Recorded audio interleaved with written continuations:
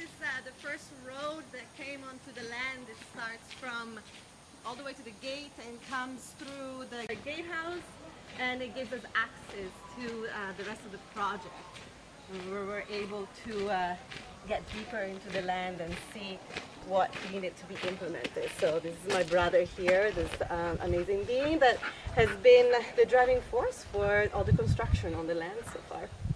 Yeah, so my name is Clauco, and we'll guide you through a few creations that I did on the land, and we'll be starting right now on like a small project. We'll be making some cutting boards, and we'll show you some grains, and so join us and let's do it.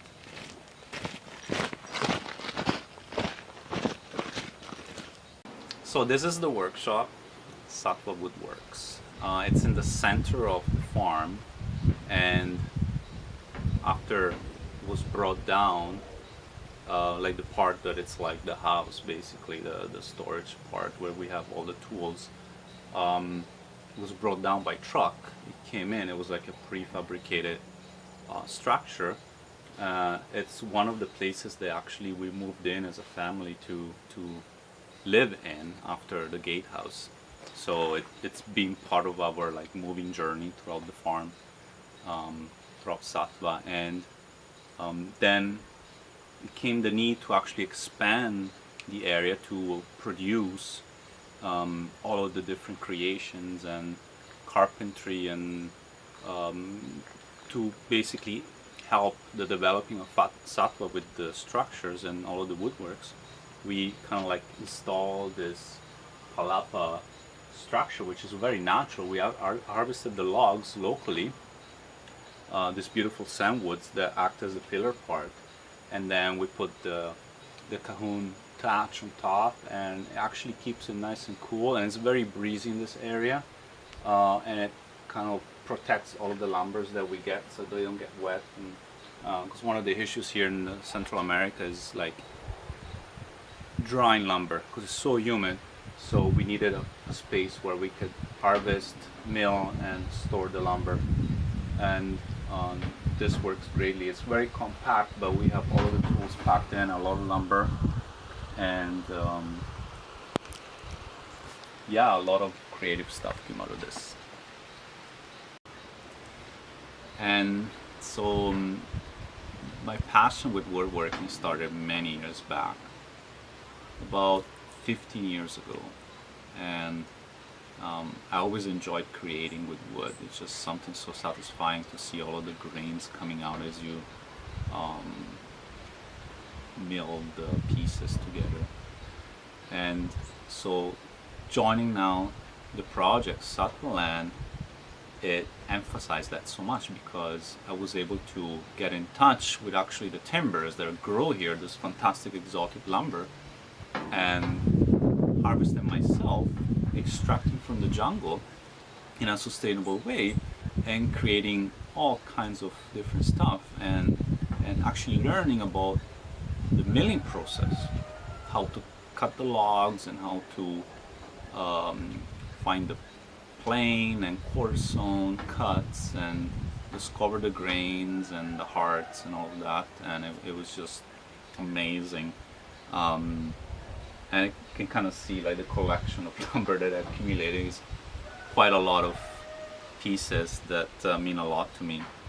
And I created like cutting boards and tables and most of the furniture that we have here on the land. It's kind of the wild Sattva Land creation that I did. So we'll take the space now to actually create something like a cutting board, and this is one of the designs that I really like. It's very rustic, funky at the same time, with these like nice edges that are like different angles. This, by the way, is olive wood, which is very beautiful, as you can see the grain here. And I selected this flooring board, actually, that's a cutoff from the flooring projects that we're doing here on the farm, and we actually used this piece that otherwise would have been going into the waste bin to create cutting boards because we have space for it. And it's a very beautiful hardwood that grows here in Belize.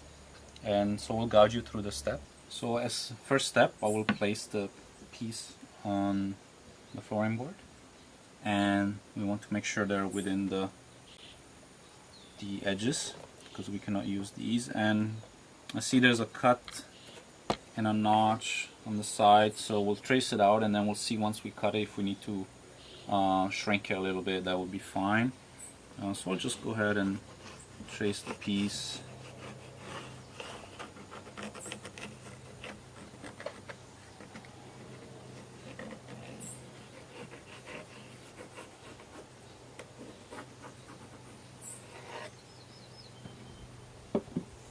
So here we go, we have the layout on the flooring board, and now we'll cut it closer to the marks, so we don't have to work with this large piece. We can just have what we need.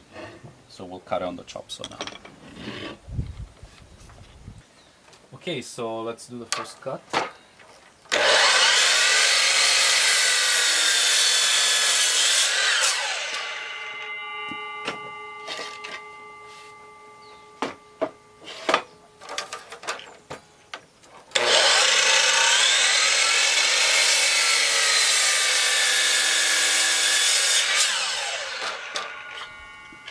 We'll set the original cutting board aside, and we'll work with this piece now.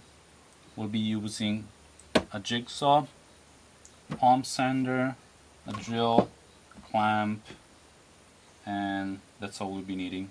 Later on when we do the finishing, we'll grab some oil for that. So yeah, let's get going. So I'll place the piece on the table with the clamp.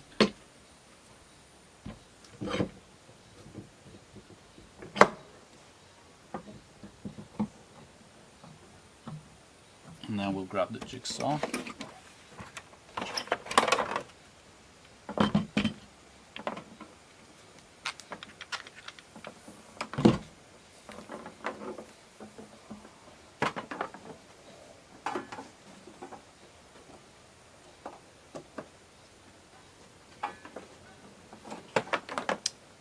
Good to go.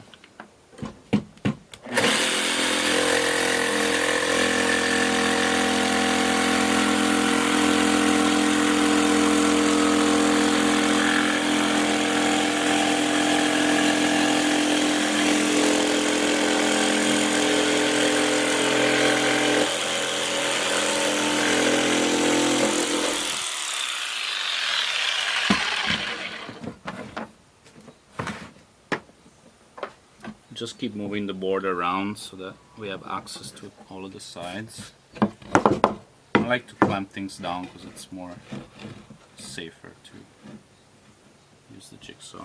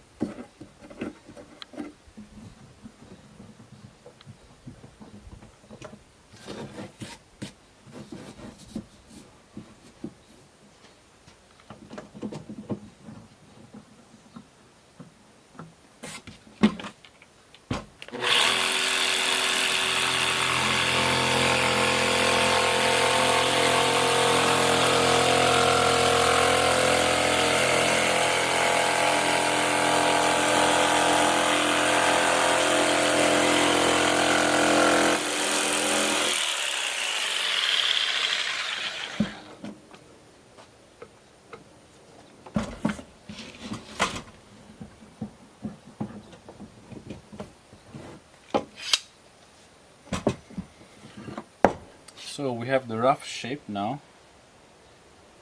Kind of like this sharp edge here instead of being too round. And this little lip, because we're creating something rustic, so we don't want it to be precise. There's like a lot of beautiful details and imperfections, so we'll keep it like this. We'll just do a few angle cuts, same as you see here and here, to add some more character, and then we'll be at sanding. So I'll do a bunch of cuts on the side here.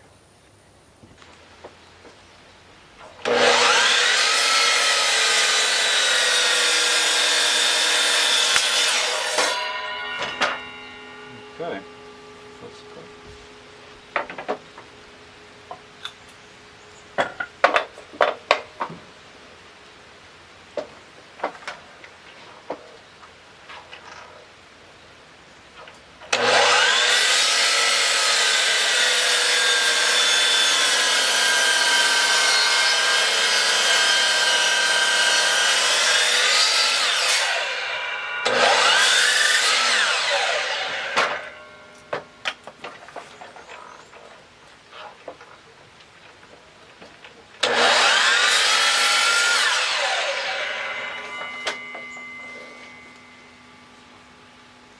So I have the angle cuts, and we start to see the beautiful grain that transpires to the cut here. It's a very fine blade, so it cuts very sharply. So once we sand the whole piece up, it's going to be quite beautiful. And now looking at this, I can tell that's a timber called bullet tree, very beautiful hardwood, extremely durable. It's actually used for heavy construction like bridges and yeah, like timber frames for large homes here in Central America. So yeah, this cutting board is going to last forever. So the next step, actually, we'll grab the sander with a rough 60 grit to get the job done quickly, and we'll start sanding out.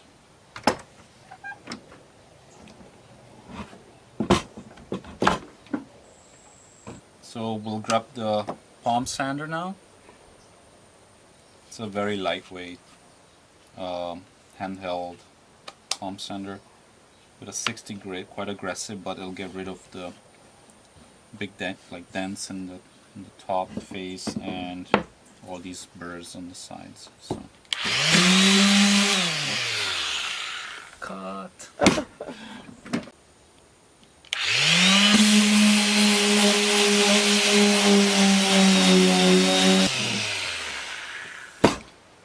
Alright, so now we can move down to 80 grit, and then we'll punch the hole. We'll do a final 180, and then we'll move to oil. So let's change the paper.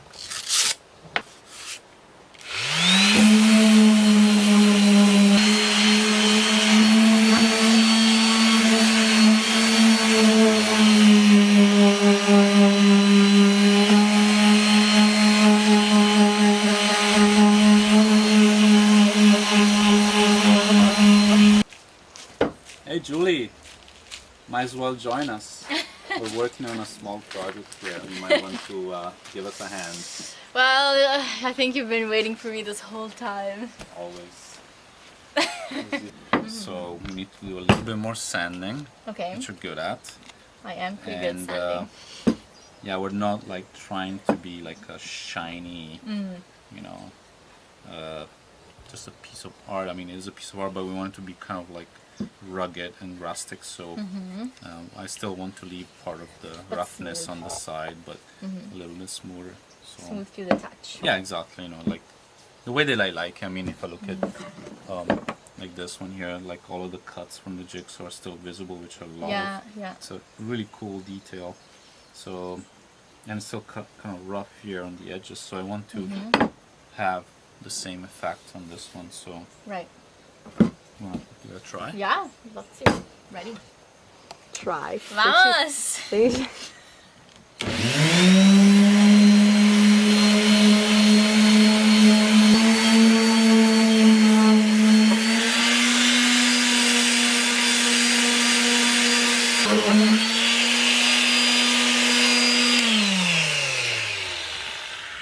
Brava, Julie! So how's that working? Feels good. It feels pretty smooth all around. Yeah. I would do a little bit of that. I think it's really important for people to know just a few very simple steps on how to properly take care of a cutting board in your kitchen. Do you have anything to say about that? Right. Well, first of all, never ever put a cutting board in a dishwasher. It's a no-go. It doesn't like to be submerged in water because it's wood. It's a natural element, and moisture affects wood a lot. So once we move to the finishing parts now, we'll do the oil, and usually I tend to use linseed oil, natural oil, but you can use olive oil and hemp oil, whatever you have available in your kitchen, as a finisher and a sealer, and keep applying the oil every couple of months, and you will see kind of the natural grain coming out again. So it's an indication that it's time to oil it again. So keep it oiled, and like I said, never put it in the dishwasher. And even when you rinse it in your sink, just a quick wash. That's all you need to do. Yeah, exactly. It's a very rugged piece. Great. How about you, Julie? Do you have anything to say about how to use a cutting board properly in a kitchen, since you're a kitchen goddess? Specific details. What about using different foods on different cutting boards? That's what just came up. Definitely spicy items. We all know about the garlic, but especially hot peppers. Any varieties of hot peppers are very beneficial to keep separate on a different cutting board. And it's nice to use a smaller size for more delicate, rare specialty items such as this one.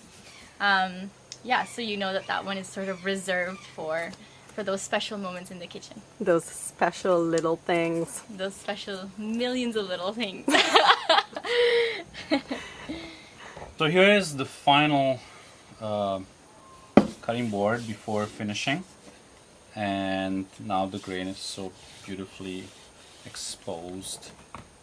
I really love it. It's a lot of details and knots, some parts.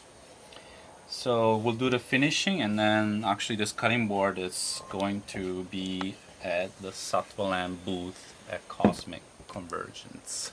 Ooh, so special time. Yeah, it's gonna be the traveler cutting board. Great. Yeah, she'll jump across Central America. So you'll find just the right person. Yep. For some future creations. Yep. All Very right. exciting. Let's move on to finishing. Probably go with the larger size.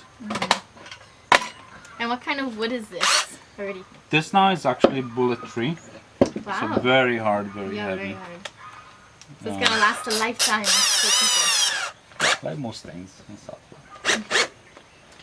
So yeah, let's put the hole in. And we don't want to go and measure and be exactly again, it's a rustic design, so we'll just go at what it feels right.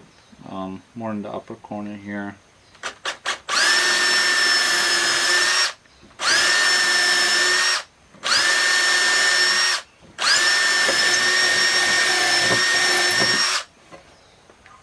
Perfect. Now we'll do a quick pass.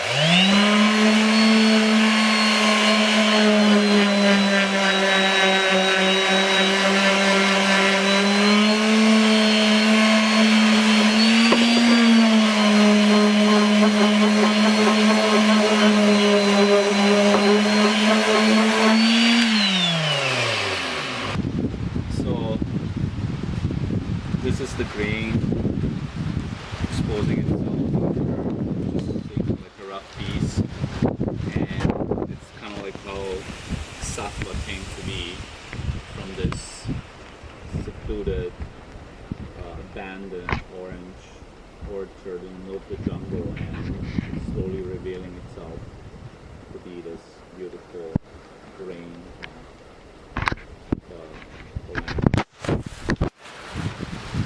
So here we are. Finally, we got to meet my amazing brother. We're just trying to shoot the. We're just trying to shoot the ending of this episode. There is a massive storm coming. It's awesome. Our beautiful assistant chair is under an umbrella right now. She's rocking it. Julie here. And the next episode, we're going to talk about a little more of the food forest and getting even deeper into the project, into the more gardens and the garden house and such. So We're going to talk a little bit more about natural patterns and the way we've been watching this land super closely, especially at times like this when the rains came down very heavily, and it taught us a lot about the way elements move, and therefore how we started shaping the land around us. yeah, so good luck back. See you soon.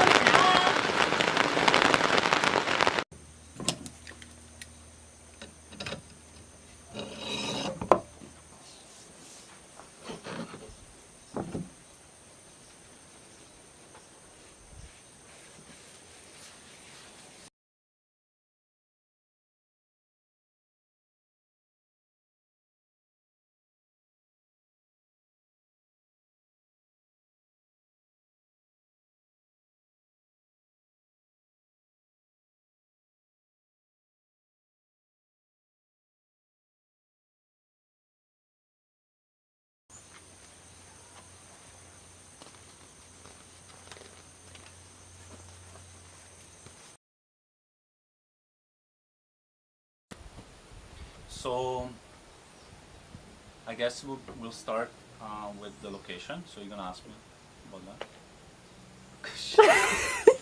Yeah, what are some points? We want to talk about the location. Also, that maybe do you want to go in there and just like do like a how's it going? Hey, what's going on? Yeah, what's Hey, how up? long have you been here for? I didn't see. Julie was supposed to come down with coffee.